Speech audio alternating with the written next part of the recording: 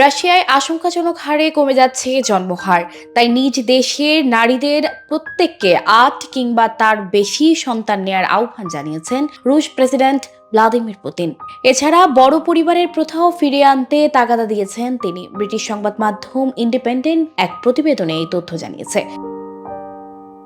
গত শতকের ৯০ দশক থেকেই রাশিয়ায় জনসংখ্যা তেমন একটা বাড়ছে না। তখন থেকেই দেশটিতে জন্মহার অত্যন্ত কম। এর মধ্যে ইউক্রেন যুদ্ধে সামরিক বেসামরিক মিলিয়ে প্রায় ৩ লাখ রুশ নাগরিক হতাহত হয়েছেন। এই কারণেই বেশি সন্তান নেয়ার কথা বলছেন পুতিন। মঙ্গলবার মস্কোতে আয়োজিত ওয়ার্ল্ড রাশিয়ান পিপলস কাউন্সিলে একটি ভিডিও বার্তায় পুতিন বলেন, আগামী দশকগুলোতে রাশিয়ার প্রধান উদ্দেশ্য হবে জনসংখ্যা বাড়ানো।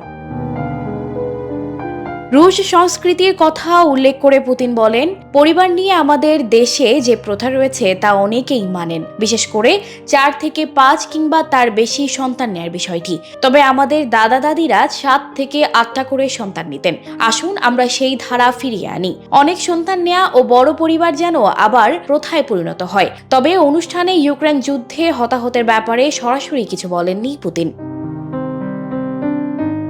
সংবাদ মাধ্যম ইন্ডিপেন্ডেন্ট বলছে, সবাইকে ৮ সন্তান নিতে বললেও এখন পর্যন্ত পুতিনের নিজের সন্তানই মাত্র ২ জন।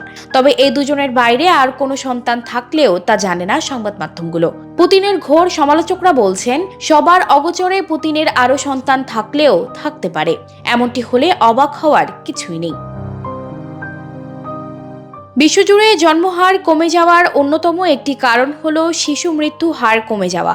উন্নত চিকিৎসা প্রযুক্তির কারণেও বিশ্বের বিভিন্ন দেশে সন্তান জন্মদানের হার কমছে। এছাড়া অর্থনৈতিক অস্থিরতা, অভিবাসনে কড়াকড়ি, শিক্ষার হার বৃদ্ধি, পরিবার ছোট রাখার প্রবণতা ইত্যাদি কারণেও বিশ্বজুড়ে জনসংখ্যা বৃদ্ধির হার হ্রাস পাচ্ছে। সানজিদা রহমান, প্রবাস খবর।